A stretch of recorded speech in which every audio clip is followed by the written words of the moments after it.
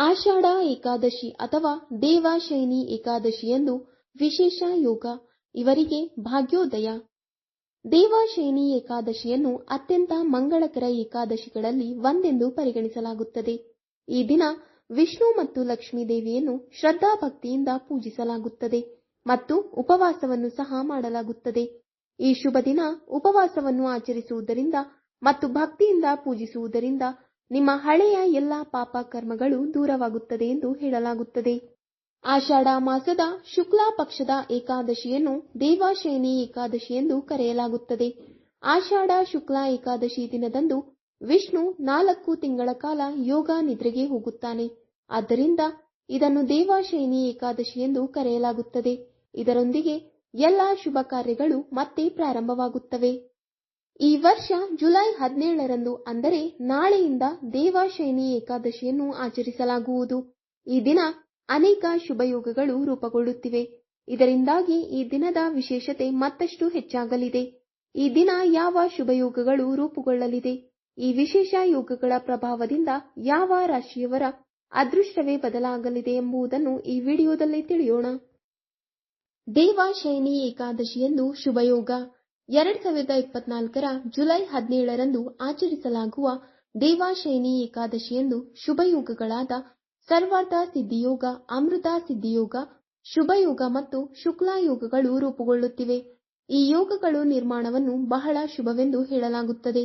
ಈ ವಿಶೇಷ ಯೋಗಗಳು ರೂಪುಗೊಳ್ಳುವ ದೇವಶಯನಿ ಏಕಾದಶಿಯಂದು ಉಪವಾಸ ಆಚರಿಸುವುದರಿಂದ ಮತ್ತು ವಿಷ್ಣು ಹಾಗೂ ಲಕ್ಷ್ಮೀ ದೇವಿಯನ್ನು ಭಕ್ತಿಯಿಂದ ಪೂಜಿಸುವುದರಿಂದ ನಿಮ್ಮ ಸಂತೋಷ ಸಮೃದ್ಧಿ ಹೆಚ್ಚಾಗಲಿದೆ ಎಂದು ಹೇಳಲಾಗುತ್ತದೆ.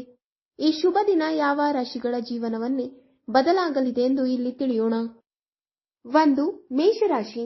ದೇವಶಯನಿ ಏಕಾದಶಿಯಂದು ಮೇಷರಾಶಿಗೆ ಸೇರಿದ ಜನರ ವೃತ್ತಿ ಜೀವನದಲ್ಲಿ ಪ್ರಗತಿ ಹೊಂದಲು ಉತ್ತಮ ಅವಕಾಶಗಳು ಲಭಿಸುವುದು. ಈ ರಾಶಿಗೆ ಸೇರಿದ ಜನರ ಆರ್ಥಿಕ ಪರಿಸ್ಥಿತಿ ಮೊದಲಿಗಿಂತ ಸುಧಾರಿಸುವುದರೊಂದಿಗೆ ನೀವು ಹೆಚ್ಚು ಲಾಭ ಗಳಿಸುವಿರಿ. ಇದರೊಂದಿಗೆ ನಿಮ್ಮ ಖರ್ಚುಗಳು ಸಹ ಹೆಚ್ಚಾಗುವುದು. ದೇವಶಯನಿ ಏಕಾದಶಿಯ ಶುಭ ಸಂದರ್ಭದಲ್ಲಿ ಮೇಷರಾಶಿಗೆ ಸೇರಿದ ಜನರು ಸಕಾರಾತ್ಮಕ ಯೋಚನೆಗಳನ್ನು ಹೊಂದುವುದರಿಂದ ಹೆಚ್ಚಿನ ಲಾಭವನ್ನು ಪಡೆಯಬಹುದು. ದೇವಶಯನಿ ಏಕಾದಶಿ ದಿನದಂದು ಮೇಷರಾಶಿಯ ಜನರು ತಮ್ಮ ವೃತ್ತಿ ಜೀವನದಲ್ಲಿ ಉತ್ತಮ ಬದಲಾವಣೆಯನ್ನು ನೋಡುತ್ತಾರೆ. ನಿಮ್ಮ ವೃತ್ತಿ ಜೀವನದಲ್ಲಿ ಪ್ರಗತಿಯನ್ನು ಪಡೆಯುವುದರಿಂದ ನಿಮ್ಮ ಸಂತೋಷ ಸಹ ಹೆಚ್ಚಾಗಲಿದೆ. ನಿಮ್ಮ ಖರ್ಚು ಈ ಸಮಯದಲ್ಲಿ ಸ್ವಲ್ಪ ಹೆಚ್ಚಾದರೂ ನೀವು ಯಾವುದೇ ರೀತಿಯ ಸಮಸ್ಯೆಗಳನ್ನು ಎದುರಿಸುವುದಿಲ್ಲ. 2. ವೃಷಭ ರಾಶಿ.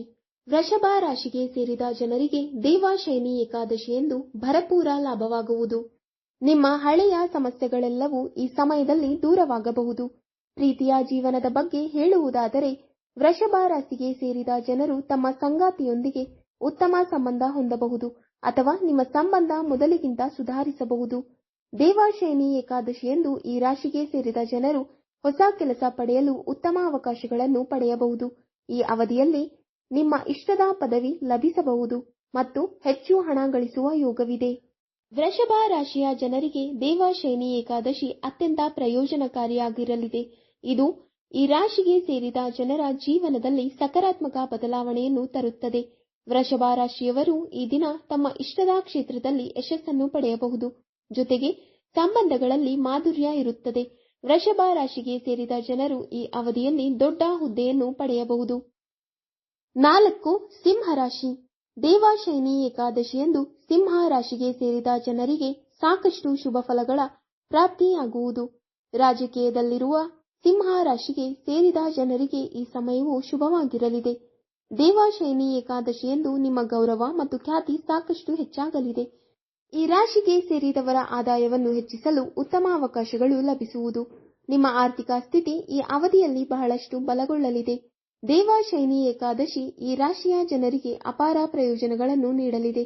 ಸಿಂಹ ರಾಶಿಗೆ ಸೇರಿದ ಜನರು ರಾಜಕೀಯದಲ್ಲಿ ತಮ್ಮ ಅದೃಷ್ಟವನ್ನು ಪರೀಕ್ಷಿಸಬಹುದು. ಈ ರಾಶಿಗೆ ಸೇರಿದ ಜನರು ವ್ಯವಹಾರದಲ್ಲಿ ಅಪೇಕ್ಷಿತ ಯಶಸ್ಸನ್ನು ಪಡೆಯುತ್ತಾರೆ. ಜೊತೆಗೆ ನಿಮ್ಮ ಜೀವನದಲ್ಲಿನ ಆರ್ಥಿಕ ಸಂಕಷ್ಟ ಕೊನೆಗೊಳ್ಳುತ್ತದೆ. 4. ಕನ್ಯಾ ರಾಶಿ. ಕನ್ಯಾ ರಾಶಿಗೆ ಸೇರಿದ ಜನರಿಗೆ ದೇವಶಯನಿ ಏಕಾದಶಿಯು ವಿಶೇಷವಾಗಿರಲಿದೆ. ಈ ದಿನ ನೀವು ಹೆಚ್ಚು ಪ್ರಗತಿಯನ್ನು ಹೊಂದುವಿರಿ. ದೇವಶಯನಿ ಏಕಾದಶಿಯಂದು ಕನ್ಯಾ ರಾಶಿಗೆ ಸೇರಿದ ಜನರಿಗೆ ಉತ್ತಮ ಅವಕಾಶಗಳು ಲಭಿಸುವುದು. ನೀವು ಯಾವುದೇ ಕ್ಷೇತ್ರದಲ್ಲಿ ಹಣವನ್ನು ಹೂಡಿಕೆ ಮಾಡಿದ್ದರೆ ಈ ದಿನ ಹೆಚ್ಚು ಲಾಭ ಪಡೆಯುವಿರಿ. ಹೊಸ ಕೆಲಸವನ್ನು ಹುಡುಕುತ್ತಿರುವ ಕನ್ಯಾ ರಾಶಿಗೆ ಸೇರಿದ ಜನರಿಗೆ ದೇವಶಯನಿ ಏಕಾದಶಿಯಂದು ಯಶಸ್ಸು ಲಭಿಸುವುದು. ವೀಕ್ಷಕರೇ, ತಮ್ಮೆಲ್ಲರಿಗೂ ಈ ಮಾಹಿತಿ ಇಷ್ಟವಾದಲ್ಲಿ ವಿಡಿಯೋಗೆ ಲೈಕ್ ಮಾಡಿ, ಶೇರ್ ಮಾಡಿ ಹಾಗೂ ಕಮೆಂಟ್ ಮಾಡಿ. ಇಂತಹ ಮುಂದಿನ ವಿಡಿಯೋಸ್ಗಳಿಗಾಗಿ ನಮ್ಮ ಚಾನಲ್ ಅನ್ನು ಸಬ್ಸ್ಕ್ರೈಬ್ ಮಾಡಿ. ಧನ್ಯವಾದಗಳು.